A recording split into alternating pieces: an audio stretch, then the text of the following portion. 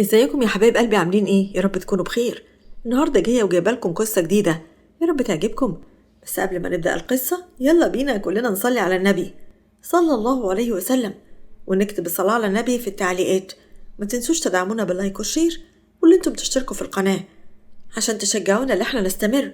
وقبل ما نبدا الحكايه اعرفكم بنفسي. انا مشيره، عندي 50 سنه، والنهارده فرح ابني، وكنت داخله اوضته وفرحانه وقلت ألف ألف مبروك يا حبيبي. إيه ده مالك؟ قاعد كده ليه؟ هو أنت لسه صاحي من النوم ولا إيه؟ لا يا أنا ما نمتش، بس أنا بصراحة تعبان من امبارح، مش عارف ليه ماليش مزاج إن الجوازة دي تتم. قولي إنك بتهزر عشان مقلبش عليك. الكلام ده حقيقي يعني ولا أنت بتقول كده؟ في يا ماما، أنا مش عارف، أنا حاسس إن قلبي مقبوض، والمفروض إنك تهديني مش تهدديني وتكلميني بالطريقة اللي أنت بتكلميني بيها دي. انت جاي يوم الفرح وتقول الكلام ده ان شاء الله؟ هو انت ناسي ان كاتب كتابك كان امبارح؟ بقولك ايه، بطل دلع كده وقوم يلا اجهز عشان خاطر نشوف موضوع عريستك والميك اب ارتست اللي هي عاوزاه. وبعدها خرجت من الأوضة ولقيت ليلى بنت عمه واقفة. اهلا يا ليلى، هو انت هنا؟ ده انا قلت اللي انت مش هتيجي النهارده. عقبالك يا حبيبتي. مع اني مش عارفة ده هيحصل ازاي. ليلى بعيط، أحمد برضه أخويا ومن دمي، حتى لو ما حصلش نصيب ما بيني وما بينه. على العموم يا مرات عمي، هو صاحي ولا لسه نايم؟ صاحي جوه يا حبيبتي، عمال يكلم مراته، وكل ما اجي افكر اتكلم معاه يقول لي سيبيني يا ماما. بس انتي ما تعرفيش انا بحب مراتي قد ايه. ربنا يسعده. طب تحب اعمل معاكي اي حاجه؟ انا كده كده فاضيه النهارده معاكم، هروح الكوافير بالليل. لا بقى انت تيجي عندي بقى، عشان عندي خبر هيفرحك قوي. في عريس زميل عمك كمال بيدور على عروسة، هو مش كبير قوي، يعني حسبة 45 سنة كده، وهو راضي يسطر عليكي يا بنتي. أنا شلت موضوع الجواز ده من دماغي خالص، مش بفكر فيه، أرجوكي بلاش تفتحيني فيه تاني. وبعدها طلعت شقتها وفضلت تعيط، وافتكرت اللي حصل زمان لما كانت مخطوبة لأحمد. فلاش باك، أحمد في التليفون. يعني إيه إن شاء الله؟ انتي لسه لحد دلوقتي في اسكندرية؟ مش أنا قلتلك لازم ترجعي؟ طب هعمل إيه بس؟ ما أنت عارف إن فرح بنت خالي النهاردة، وأنا قلتلك تعالى معايا وأنت اللي رفضت، وأنا قلتلك لازم ترجعي وتباتي في بيتك النهاردة، حتى لو أمك مش جاية وهتحضر الفرح أبوكي موجود. طب على الأقل أروح وأغير الفستان اللي أنا لابساه، أنت عارف إن أنا مش هينفع أرجع القاهرة وأنا لابسة فستان سواريه زي كده. محدش قالك تلبسي فستان سواريه، اتفضلي روحي اركبي دلوقتي وتيجي على طول. وبعدها راحت عند مامتها، وامها كانت واقفة عند الفرح، وقالت لها ايه الكلام اللي انتي بتقوليه ده؟ لا ما ينفعش يا ليلى طبعا، ازاي يا بنتي تمشي في وقت متأخر زي ده؟ يا ماما انا عندي محاضرات بكرة ولازم امشي النهاردة، معلش سيبيني بقى، هبقى اطمنك عليا اول لما اروح. يا بنتي هتنزلي من اسكندرية للقاهرة باللبس ده؟ انتي لابسة لبس مكشوف قوي عشان ده لبس سهرة. طب اصبري وانا هحاول اشوف اي حد يروحك، انا هخلي وليد ابن خالتك يروحك. انت عاوزة تعملي لي مصيبة مع احمد يا ماما؟ لا طبعا، انت عارفة ان هو بيغير من وليد قوي، ولا يمكن يوافق على الكلام ده. يا بنتي ما ينفعش احمد يفضل ممشي كلامه علينا كده، انت مش موجودة في الشارع، انت موجودة مع اهلك، هو ملوش كلمة عليكي. بحبه يا ماما، بحبه ومش بحبه يزعل مني ابدا، بالله عليكي خلينا نروح، يلا بقى سلام. وبعدها راحت ماشية وركبت العربية. السواق قال انتي نازلة الموقف يا أنسة ولا رايحة في حتة؟ قوليلي وانا اوديكي. لا معلش، انا عايزة انزل الموقف عشان هنزل القاهرة دلوقتي. انتي بنت حلال تصدقي، كنت نازل القاهرة، هجيب 2 زمايلي من هنا وهننزل على طول، بدل ما تقفي وما تلاقيش حاجة، دلوقتي مفيش عربيات رايحة القاهرة اصلا. لا معلش، نزلني الموقف وانا هركب عربية. وبعدها لقت احمد بيتصل. يا ست هانم، عملت ايه؟ لسه موجودة في اسكندرية؟ والله راكبة العربية اهو وهروح على الموقف، اديني بس نص ساعة بالظبط هقولك اني ركبت العربية. انت موجودة لوحدك ولا معاكي حد؟ افتحي كاميرا كده وعرفيني وليد معاكي ولا لا. ما ينفعش الكلام اللي انت بتعمله ده، انا راكبة مواصلات، وانت عارف ان انا بحترم كلمتك قوي، واكيد مش هخلي وليد يجي معايا. انا قلت الكلمة ولازم تتنفذ دلوقتي، اتفضلي افتحي كاميرا يلا. وبعدها فتحت والتليفون فصل بعدها. يا نهار ابيض، ده أكيد مش هيسكت دلوقتي، التليفون فصل. بالله عليك يا اسطى يلا استعجل المشوار بقى. طب عشان ما تحصلكيش مشكلة خلينا نمشي على طول، وأنا هطلع بك على القاهرة على طول، بلاش موضوع الموقف ده. وبعدها ليلى وافقت، وقف وركب 2 صحابه، وفي الوقت ده كانوا شاربين، وأخدوا ليلى لطريق مهجور واعتدوا عليها. وقتها أحمد قال: بقى كده انت بتقفلي التليفون عشان ترتاحي؟ طب والله لخلي ليلتك سودا الليلة دي. وشوية والتليفون اتفتح، وبعدها اتصل تاني وقال: ايوه يا ست هانم، انت ازاي تقفلي التليفون كده؟ الممرضة: في ناس جابوا الأنسة دي وهي موجودة دلوقتي في مستشفى في اسكندرية، لو حضرتك من أهلها يا ريت تيجي، لقينا تليفونها فاصل وفتحناه. ايه الكلام اللي انت بتقولي عليه ده؟ طب حاضر انا جاية حالا. وبعدها كلهم راحوا وعرفوا اللي حصل لها، وامها قالت: هي انت السبب يا احمد، بنتي كانت هتيجي معايا وانت اللي صممت انها ترجع، منك لله. مشيرة امه: جرى ايه يا حبيبتي، هي بنتك تلف على حل شعرها وتجيبها في ابني انا ولا ايه؟ ليلى تقوم بالسلامة بس يا طنط، وبعد كده نتكلم في كل حاجة انت عاوزاها. ونتكلم في ايه يا حبيبي، ربنا يقوم لها بنتها بالسلامة واحنا مالنا، اتفضل قدامي يلا. والأم قالت: طب مش على الأقل لما كان يطمن على خطيبته؟ هي مش دي الأصول برضو يا ست مشيرة؟ خطيبة مين يا حبيبتي؟ احنا هنستنى الدهب بتاعنا يرجع، ولو مش عاوزين ترجعوه دي حاجة تخصكم، انتم حرين، وانتم اللي هتتسألوا عليه قدام ربنا، كل شيء اسمه نصيب. أنا ابني ما يتجوزش الجوازة الخايبة دي. هو انت موافق يا كمال على الكلام اللي مراتك بتقوله؟ هو انت يا أحمد يا ابني موافق على الكلام اللي أمك بتقوله؟ انت السبب في اللي حصل لبنتي، في الآخر جاي تتكلم في كده؟ يا مرات عمي مش وقته خالص الكلام ده، بس نطمن على ليلى، وانا هروح ماما وبعدين هجيلك. وبعدها روحنا. هو الكلام اللي انت بتقوله ده حقيقي يا كمال؟ انت ناوي تاخد الولد وتروح لهم تاني يوم؟ انت شفت اللي حصل، خلينا نفض الموضوع ده على كده. ازاي يعني؟ لو ما كانش ابن عمها هو اللي هيستر عليها، مين اللي هيستر عليها؟ هو انا ابني ليه يشيل شيلة مش بتاعته؟ هو انت راضي يا احمد على الكلام ده؟ انا مش قادرة افكر خالص يا امي، لو سمحتوا بقى سيبوني في اللي انا فيه. وبعدها احمد دخل الأوضة وفعلا ساب ليلى، وبعدها خطبت له مشيرة بنت صاحبتها ملك. عودة من الفلاش باك، وفي شقة ليلى الأم دخلت: قلتلك بلاش تنزلي يا ليلى، انتي اللي ما سمعتش الكلام، اكيد الولية الحربوقة اللي اسمها مشيرة حرقتلك دمك. صوري يا ماما، جايبالي عريس صاحب عمي كمال. خلاص، هو انا وصلت بيا المرحلة لكده؟ بتقولي عنده 45 سنة هيوافق يتستر عليكي، تخيلي بتقولي كده؟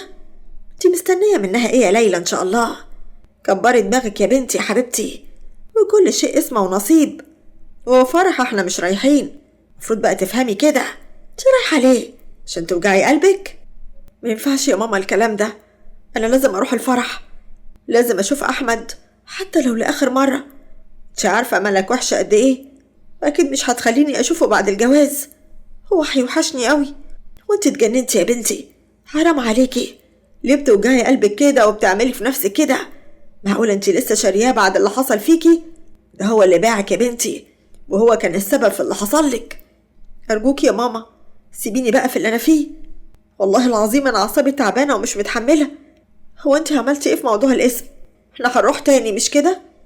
المشكله انتي بتقولي الجو كان ضلمه ومش عارفه توصفي مواصفات اي حد، عشان كده هما في الاسم مش عارفين يتوصلوا لحاجه. بس انا مش هسيب حقي يضيع بسهوله يا ماما، حتى لو لاخر يوم في عمري لازم اجيب حقي، واللي عمل فيا كده يتعاقب. وبعدها الجرس رن وخرجت الام. مين؟ وليد؟ ازيك يا حبيبي، عامل ايه؟ تعال اتفضل، انت لسه جاي من اسكندريه النهارده ولا ايه؟ ايوه يا خالتي، انا جاي عشان خاطر اتكلم مع ليلى في الموضوع اللي اتكلمنا فيه، هي برضو لسه مش موافقه ان احنا نتجوز. عندك جوه يا حبيبي، خش وحاول تتكلم معاها، والله العظيم انا عمري ما هلاقي حد من اصول زيك. مش هينفع ادخل اوضه النوم يا خالتي، لو سمحتي خليها تخرج هنا بره، طول عمرك بتفهم في الاصول يا ابني، مش زي الحلوف اللي هي عينها منه. وبعدها خرجت ليلى. لو سمحتي يا وليد، انا مش عايزاك تتكلم مع ماما تاني في الموضوع ده، ارجوك الطلب اللي انت طلبته ده ما تطلبهوش تاني، وخلي كل واحد فينا يروح لحاله احسن. انا نفسي افهم، هو انا وحش في ايه؟ وانت ليه مش موافقه عليا بالطريقه دي؟ أنا لسه شريكي رغم كل اللي حصل فيكي. والله أنا آسف، مش قصدي أفتح أي حاجة تجرحك، بس انت اللي خليتيني أقول كده. وعشان اللي حصل فيا ده أنا مش عاوزة أتجوز أي حد. لو سمحت بقى انساني، طلعني من دماغك. عمري ما هنساك يا ليلى، وعمري ما هفكر في أي بنت غيرك. انت ليا، وبكرة الأيام تثبتلك إني أكتر واحد بيحبك. بعد إذنك يا وليد. وبعدها دخلت جوه الأوضة، فضلت تعيط. وفي شقة مشيرة، يا لهوي يا أحمد، هو أنت لسه قاعد زي ما أنت كده؟ يا ابني حرام عليك، قوم بقى، ده الوقت عمال يعدي. أنا حاسس إني تعبان قوي يا أمي، أنت ليه مش راضية تحسي بيا؟ أنا بجد مش قادرة أقف على رجلي خالص. يا ابني أنت واهم نفسك، عشان مالك مش مالية دماغك قوي، ولسه بتفكر في الغندورة اللي اسمها ليلى.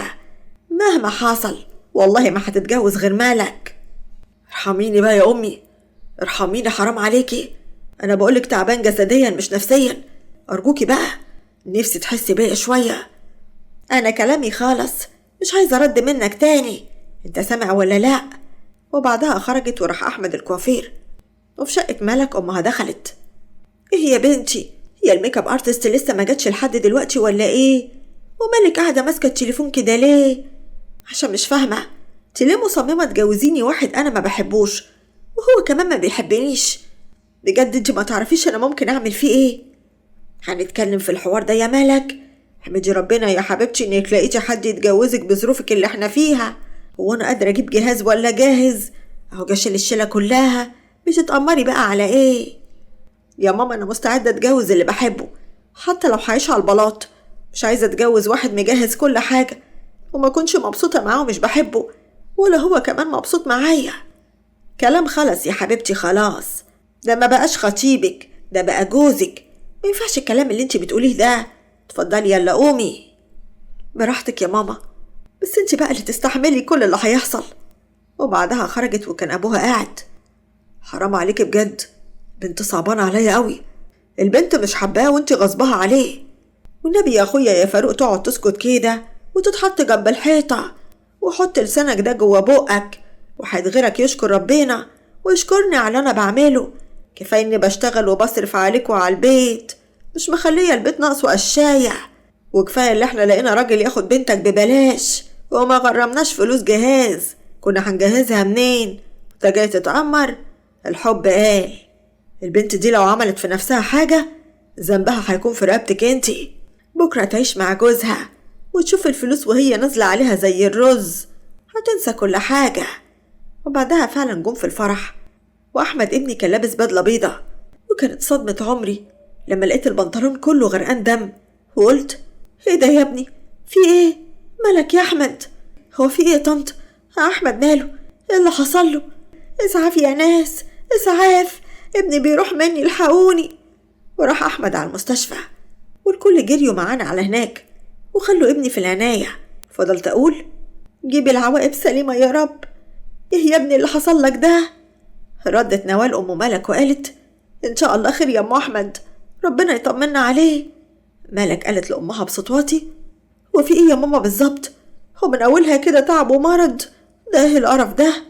شش، وطي صوتك يا بيت، حماتك تسمعك، ده وقته الكلام ده برضو، ما يصحش كده يا مالك. ما انت لازم تشوفي لي حل بقى يا ماما في الموضوع ده. انا مش عايزه اتكلم كتير، انا اصلا كانت نفسيتي زفت لوحدها وانا داخله الجوازه دي.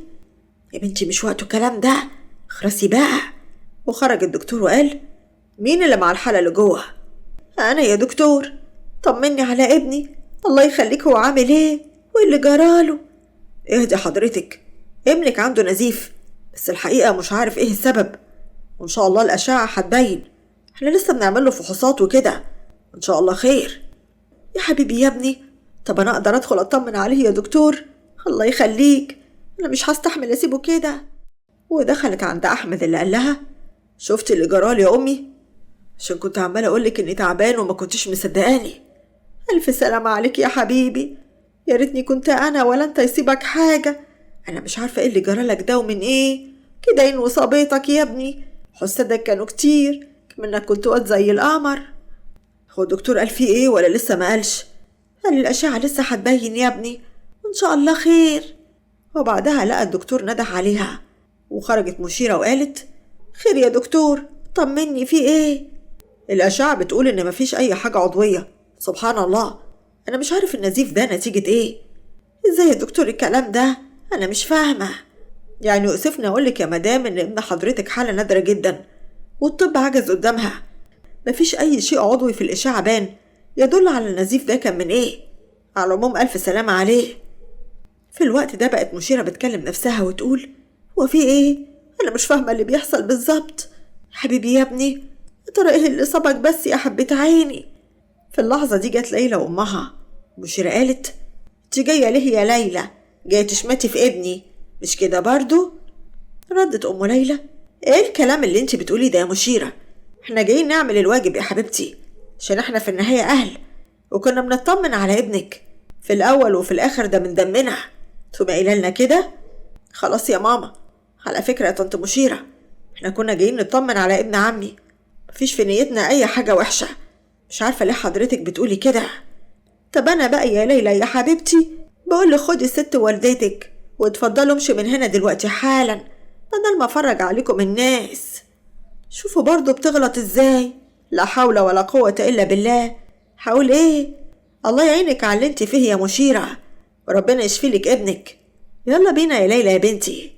ومشيت سعاد هي وليلى، ونوال قالت لمشيرة: ما يصحش اللي انت عملتيه ده يا ام احمد، ناس برضو كانت جاية تعمل الواجب يا اختي، هما دول يعرفوا الواجب. اسكتي يا نوال اسكتي، انا عارفة الاشكال دي كويس. المهم انا كنت عاوزاكي تاخدي مالك وترجعوا على البيت، وانا هفضل مع ابني هنا. لا طبعا مش هنسيبك لوحدك، استحالة، احنا هنفضل معاكي هنا. وبعدين هي مالك هتمشي ازاي؟ ما هي برضو قلبها مش هيجيبها تسيب جوزها كده، لازم تطمن عليه. لا هو الدكتور قال عنده ايه بالظبط؟ لا مفيش حاجة. الدكتور بيقول كده شوية التهابات، وإن شاء الله تروح بالعلاج. حتى قال لي بكرة الصبح هيروح على البيت ويبقى زي الفل كده. طب ربنا يشفيه يا رب. وسعاد قالت لليلى: قلتلك بلاش نروح، انت اللي صممتي، اديكي شفتي اللي جرى. اشوف فيها يوم يا رب اللي اسمها مشيرة دي، ربنا يشفي غليل قلبي منها. ليلى بتعيط: معلش يا ماما، احنا عملنا اللي علينا وخلاص. وبعدين انا ما دخلتش لأحمد وسمعت كلامك ومشينا على طول. برضه يا بنتي كنت عاوزة تدخلي له بالرغم من كل اللي قالته امه؟ انت مفيش فايدة فيكي، لا حول ولا قوة الا بالله. انت كنت عاوزة تعملي فينا ايه اكتر من كده؟ يا بنتي حسي بقى وخلي عندك كرامة، هتفهمي امتى ان هما مش طايقنا. خلاص بقى يا ماما ارجوكي، انا مش عايزة اسمع كلام تاني، انا داخلة انام، تصبحي على خير. قالت كلامها وسابت امها ودخلت اوضتها. وسعاد كلمت وليد وقالت: انا عايزاك تفضل وراها يا وليد يا ابني، وانا من ناحيتي كمان بكلمها، انا عاوزاها تعقل كده وتعرف ان مفيش غيرك، انت مفيش زيك في الدنيا كلها. انا لولا اني بحبها والله يا خالتي انا ما كنت اتكلمت تاني في الموضوع ده. انت ما تعرفيش انا بحبها قد ايه وشاريها ازاي. عارفة يا قلب خالتك، عارفة، وهي لو لفت الدنيا كلها هتلاقي زيك ابدا يا حبيبي. ده انت مفيش منك يا وليد، دي كفاية اخلاقك. ربنا يخليكي ليا يا خالتي ولا يحرمني منك ابدا يا رب. انت ما تعرفيش انت وليلى غاليين عندي قد ايه يا حبيبي، وانت كمان غالي علينا. ربنا يصلح لك الحال يا رب. يلا بقى تصبح على خير. وفي المستشفى الصبح مالك قالت: انا تعبت يا طنط مشيرة وعاوز ارجع البيت. هو احمد هيخرج امتى؟ الدكتور كتب له على خروج، وهنروح البيت كمان شوية كلنا. وفعلا رجعنا البيت، وكل ده واحمد ساكت مش بيتكلم. ومشيرة قالت له: ايه يا حبيبي، وانت هتفضل قاعد زعلان كده وهتفضل حزين كده ليه؟ اديك رجعت بيتك، يبقى كويس بقى، ده انت لسه عريس. كويس ازاي؟ والدكتور قال ان انا هفضل على الحال ده، لو ما خدتش العلاج هفضل انزف بشكل مستمر، والمصيبة انه مش عارف ايه السبب، ولا انا عارف ايه اللي بيحصل لي. معلش يا حبيبي، والله انت محسود يا احمد يا ابني، اكيد ده كله من العين، تعرف العين كلها كانت عليك. يا ماما حسد ايه وبتاع ايه؟ بعدين هما الناس هيحسدوني على ايه؟ ارجوكي بطلي الكلام ده لو سمحتي. حاضر يا حبيبي، على العموم انا رايحه اوضتي، وانت ومراتك مع بعض شوفي يا مالك عاوز ايه، وخلي بالك منه يا حبيبتي، ولو احتاج حاجه نادي عليا. وخرجت وسابتهم. واحمد قال لملك: اسمعي يا ملك، انت عارفة الظروف اللي احنا اتجوزنا فيها، وعارفة اللي حصل لي، وانا مش عايز لا انا ولا انتي نخصم بعض على حاجة. احنا ممكن ندي نفسنا فرصة الاول عشان نقرب من بعض. انا عارفة انك مش بتحبني يا احمد، وان مامتك هي اللي غصبتك على جوازك مني. انا لسه بقولك اللي احنا عاوزين ندي لنفسنا فرصة يا ملك. بقولك خلينا نقرب من بعض، يمكن يحصل ونحب بعض. وعدت الايام واحمد زي ما هو، وانا قلت له احنا لازم نروح للشيخ يا ابني ونشوف فيه ايه. احنا كل ما نروح لدكتور يقول لنا مفيش حاجة، امال النزيف ده من ايه بس؟ وانت عايزة تروح للشيخ ليه يا امي؟ بعدين احنا من امتى ولينا في الكلام ده والتخاريف دي؟ معلش يا ابني، بس لازم اعرف فيه ايه. انا قلبي حاسس كده ان في حاجة وقلقانة عليك. وبعدها راحوا لواحد شيخ، ولما شاف احمد قال ابنك معمول له عمل باللي بيحصل له ده. انت بتقول ايه يا سيدنا؟ شفتي يا احمد؟ مش قلتلك يا ابني ان في حاجة مش مظبوطة؟ طب ومين بس اللي هيعمل كده يا امي؟ ايه الكلام الفارغ ده؟ انا مش مصدق بصراحة الكلام ده. مش مصدق يعني ايه؟ انتوا ما سألتوش عني قبل ما تيجوا لحد هنا؟ انا ما بقولش اي كلام، ده انا الشيخ عتمان اللي كلامي عمره ما بيخيب. طب معلش يا شيخ عتمان، سامحه يا اخويا بالله عليك، اصله ما يعرفش حاجة. طب يا مشيرة، انا هعديها المرة دي بس. ابنك معمول له عمل شديد قوي. ومين يا ترى اللي عامل العمل ده؟ هتقول لنا يطلع مين؟ اللي عامل لكم العمل ده منكم، حد منكم ويقرب لكم. وانت بقى دور واعرف مين. مفيش غيرها اللي ما تتسمى، هي اللي اسمها سعاد، عشان خاطر انت مرضتش تتجوز بنتها. اكيد هي.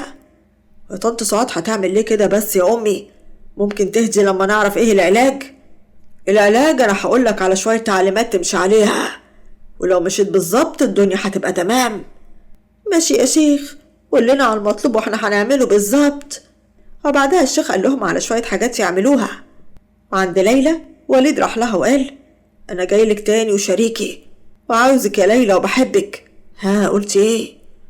وافقي يا ليلى يا بنتي، ده وليد ده مش هتلاقي واحد زيه لو لفتي الدنيا كلها. خلاص يا ماما اللي تشوفيه، انا موافقة عليه، بس تساعدني يا وليد اجيب حقي. ليه؟ وانت فاكرة اني ساكت يا ليلى؟ ده انا لفيت على كل سواقين التاكسي عشان اجيب الحيوان اللي انت ركبتي معاه، بس لسه مش عارفة اوصله. ليه؟ هو فص ملح ودب ولا ايه يا ابني؟ يعني ازاي يكون اختفى؟ معقولة يكون راح في اي مكان وهرب ومحدش لاقيه؟ انا بقول ان الواد ده اكيد مش من اسكندرية ورجع بلدهم. على العموم انا مش ساكت، وعمري ما ههدى عن الموضوع ده. المهم بس دلوقتي نقرا الفاتحة. وقروا الفاتحة، وفي الوقت ده مشيرة خبطت عليهم. مشيرة كانت بتقول لسعاد ايه يا سعاد، كنتي بتزغرطي على خيبتك ولا ايه؟ لا يا مشيرة، بس ليلى بنتي اتخطبت خلاص، ابن خالتها خطبها، وابن خالتها عارف انها مش بنت بنوت ولا بتضحكوا عليه.